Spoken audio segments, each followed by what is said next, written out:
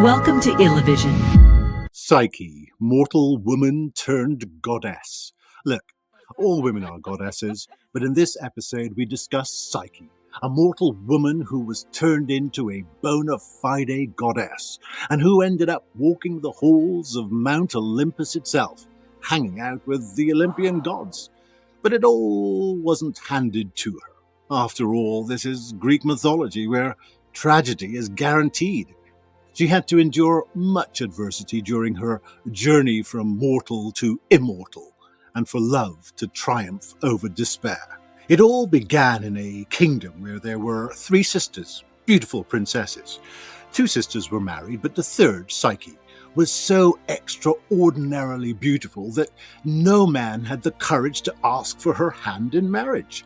Psyche was so beautiful that those who came into contact with her thought that she might be the goddess of beauty herself, Aphrodite.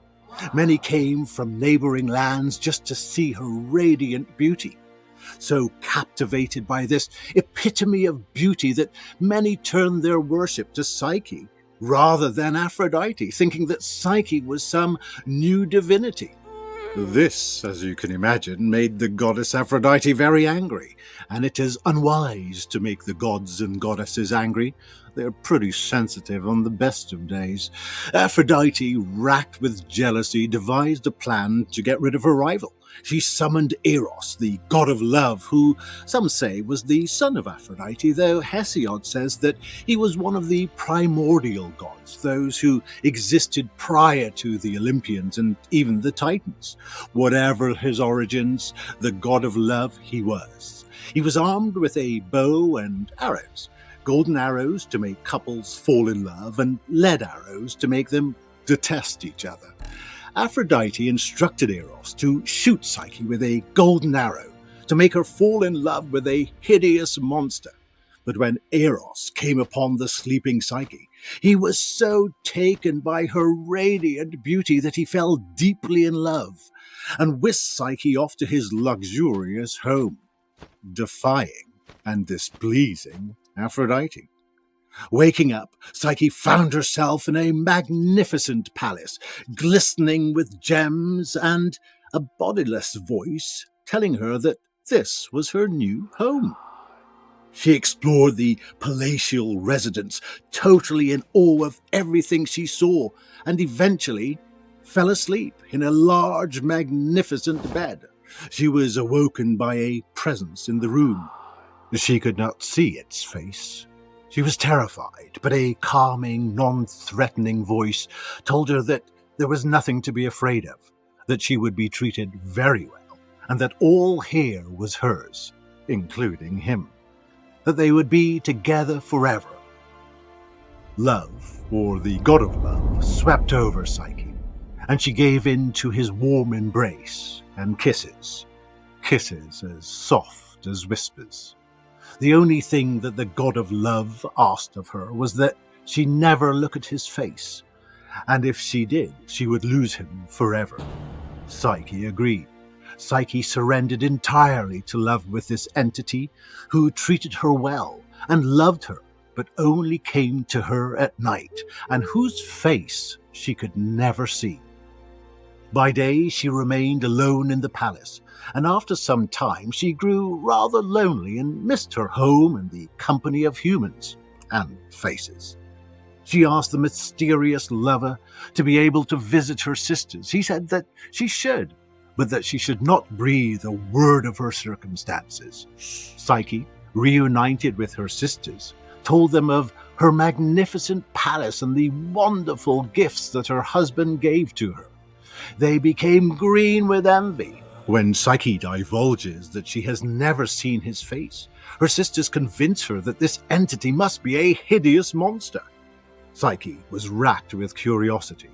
On returning to the palace, night fell, and her love arrived as usual and slid into bed beside her. After they enjoyed their sweet embrace, and her love was asleep, she lit a candle and shone the light on him. She was surprised that this was no monster at all, quite the contrary. He was the most handsome man she had ever laid eyes on. He was a god, literally. the god Eros. The excited Psyche's hands trembled, and as a result wax dripped onto the god, who awoke, and an angry awakening it was, as he had been betrayed. Psyche had broken her promise. Eros vanished as he warned her he would do should she cast eyes upon him. She ran from room to room trying to find him without success. Distraught, she left the palace, and so began a long and lonely quest to regain her love, twice contemplating whether to kill herself.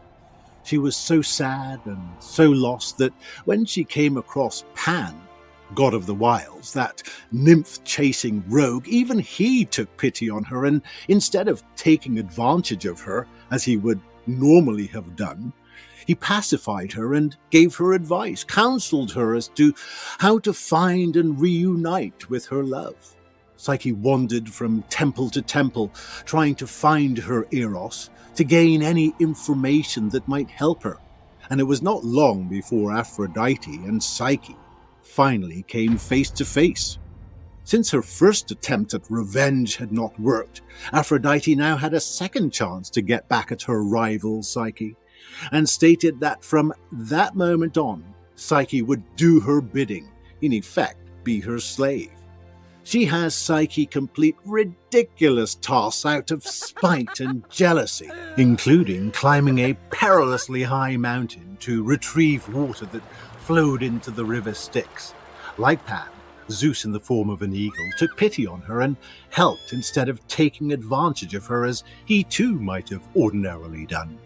Aphrodite then has Psyche venture into the underworld, hell itself, where first she has the daunting task of getting past its guardian, the savage three-headed dog Cerberus. She asks Psyche to retrieve a box from Persephone, queen of the underworld. Having retrieved the box and escaped the perils of the underworld, Psyche opens the box, wondering whether it might help her in some way. Opening the box, she breathed in its contents. It was a last breath, a breath of Hades, a breath of death. She fell lifeless to the ground, her despair and torment finally at an end. Eros had heard of Psyche's unwavering determination to reunite with him, and said enough is enough. He implored Zeus to intervene. Yes, he had offended Aphrodite, but Psyche had endured too much. Their two souls were destined to be together for an eternity. He suggested that Psyche was deserving of immortality and that he would marry her. Zeus was swayed by Eros's deeply emotional plea and agreed to welcome Psyche on Mount Olympus. Eros went to the now deceased Psyche and, as he had before, gently kissed her. Again, a kiss as soft as a whisper, a kiss of life. Psyche was revived, as was their love. Eros lifted her up to the home of the gods, Mount Olympus. Even Aphrodite was there and surrendered her jealous treachery in the face of such love. Psyche was given ambrosia, the food of the gods, and in so doing became a goddess herself, walking the halls of Mount Olympus, the home of the gods. Love had triumphed over despair and adversity, and these two souls, destined to love each other for an eternity, were reunited.